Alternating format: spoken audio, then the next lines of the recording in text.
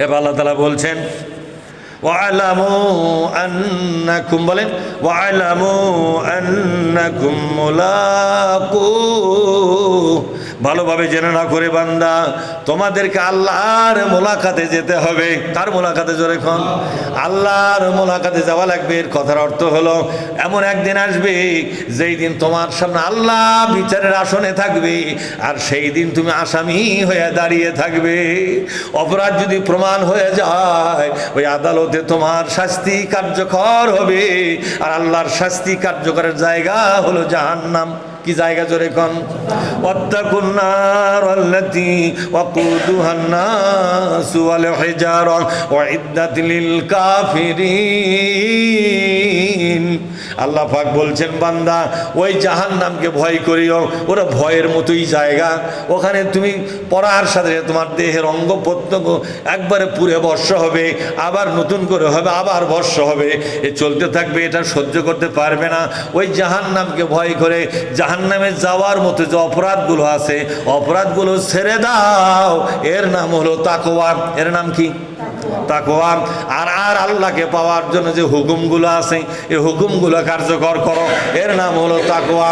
এইভাবে তুমি যদি তাকওয়াধারী হতে পারো, আল্লাহর সঙ্গে যখন দেখা হবে আল্লাহ তোমাকে আসামি বানাবে না, বরং আল্লাহ বলবে বান্দারে হিসাব দেখেছি, ক্ষমা করেছি, যা জান্নাতে চলে যা। হিসাব দেখেছি, ক্ষমা করে দিয়েছি। নবী বলতেন তোমরা যখন মোনাজাত করবে তখন বলবে ইয়া রাব্বি হাসিবনা হাসিবনি হিসাবান ইয়াসিরা, বলেন আল্লাহুম্মা হাসিবনি হিসাবান ইয়াসিরা। হে আল্লাহ আমার সহজ হিসাব নিও, তোমার সঙ্গে যখন দাঁড়াবো আমার সহজ হিসাব নিও। সাহাবারা বলেন নবীজি এই সহজ হিসাবের ব্যাখ্যাটা কি? এবার নবী বললেন ব্যাখ্যা হলো যাদের সহজ হিসাব নেওয়া হবে তার আমলনামাটা আল্লাহ শুধু দেখবে, দেখার পরে রেখে দিয়ে বলবে বান্দারে আমলনামা দেখলাম, তোমার অপরাধের ঘরগুলো ক্ষমা করে দিলাম, যাও জান্নাতে চলে যাও, আমি কোনো প্রশ্ন করব না। এর নাম হলো সহজ হিসাব। এর নাম কি, জোরে কম? সহজ হিসাব। আর যদি আল্লাহ হিসাব ধরে বসে, যদি বলে বান্দা এই কাজটা কেন করেছ, এই কেন শব্দের উচ্চারণ করার সাথে সাথে তুমি বুঝতে পারবে নিঃসন্দেহে তুমি জাহান্নামী, তোমার কোনো ক্ষমা নাই। আখিরাতের ময়দানে ক্ষমা যদি পেতে চান একটা আমল করলে ক্ষমা হবে। নামাজ সারা জীবন পড়েন ক্ষমা হবে না, রোজা সারা জীবন করেন ক্ষমা হবে না, হজ সারা জীবন করেন ক্ষমা হবে না। একটা আমল করলে ক্ষমাই শুধু নয়, ক্ষমার পাশাপাশি জান্নাত আপনাকে দান করে দেওয়া হবে।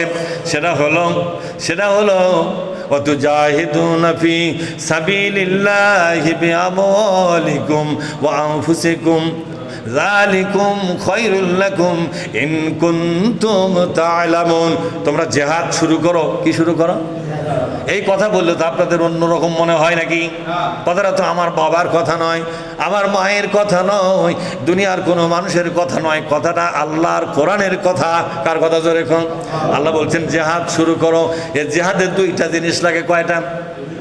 একটা আপনার দেহ লাগবে, পকেট লাগবে, দেহ লাগবে, অর্থাৎ সময় দান করতে হবে, টাকা দান করতে হবে।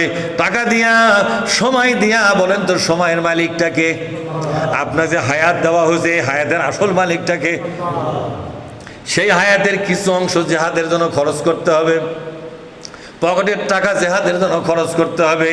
এইভাবে যদি আপনি খরচ করতে পারেন আল্লাহ বলছেন ইয়াগফির লাকুম যুনুবাকুম, তোমার জীবনের সমস্ত গুনাহ মাফ করে দিব, ওয়াইদুখিলকুম জান্নাহ, আর তোমাকে জান্নাতে প্রবেশ করাইয়া দিব।